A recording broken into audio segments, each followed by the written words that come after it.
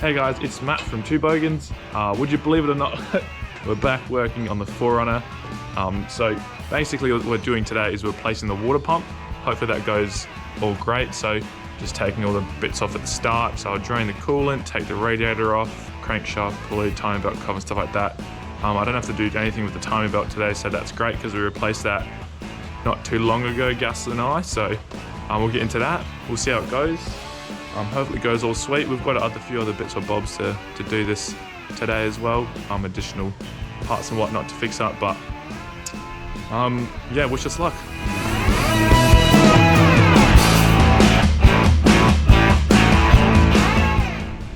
So first step first is just to drain the coolant. So that will need to come out, especially if we're doing the water pump.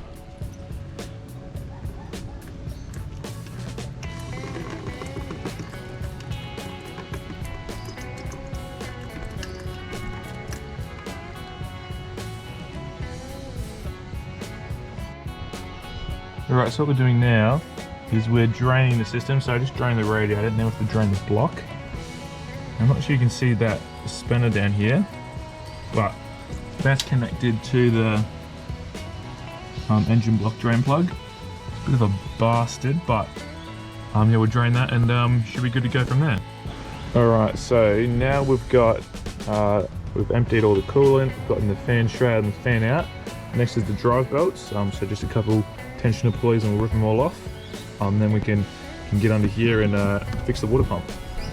Get to pulling the crankshaft pulley off.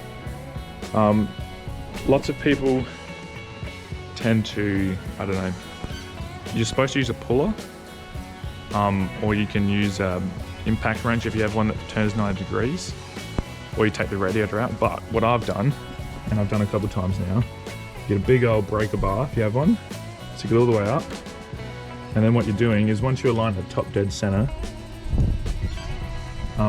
then what you can do is grab a hammer and just hit this very gently and pretty sharply, and then what that does is that breaks the seal of the bolt without rotating the pulley at all. And that's what I've done. I've already done it just before, but I thought I'd show you as well. It's pretty handy, so you don't have to have any special tools or anything. You just need a big old breaker bar if you have one, or a puller, and that's what I do. And then to get it actually off, so I'm gonna put this down,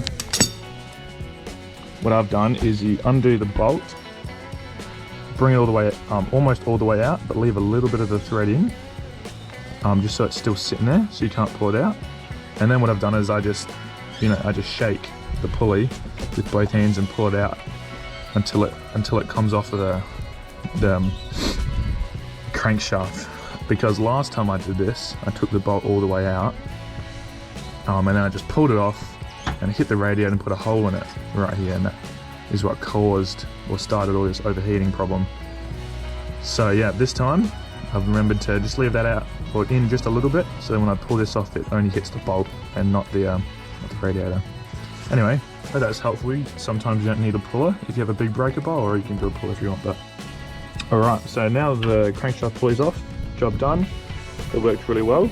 Got to take the timing cover off now, so there's just 8 of these bolts around the edges. If you have a repair book, that will show you where those are, and then there's 3 along this hole here. That's the water pump right there, and that's what we're going to be replacing today. Yeah, should be good.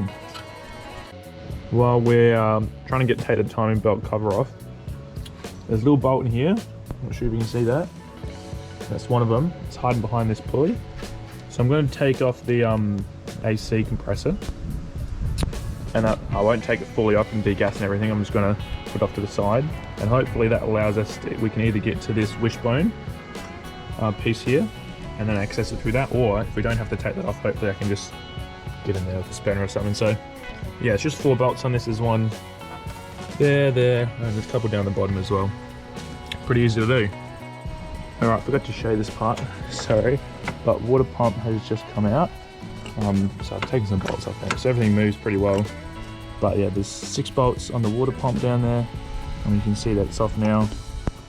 But yeah, we'll clean that up and then we'll get the new one on. and we'll see how that goes. This is the new one. I'll place the bolts in there already, so I remember which one goes where, but old one, pretty old and crappy. You don't know what's in that system, so gonna give that a good clean out as well. Should be good. Alright guys, so time cover is back on. It went as hard as I expected it to be. Super hard. Choof. Anyway, so I'm just going to put this stuff back on over here, and then we'll put the drive belts back on and stuff, and we will go from there. Alright, so crankshaft's back on down there. Got to put the drive belts back on, and we'll keep going. Alright guys, so that is everything put back together in the front there. So we'll fill this up with water, and we've got this product from Newlon.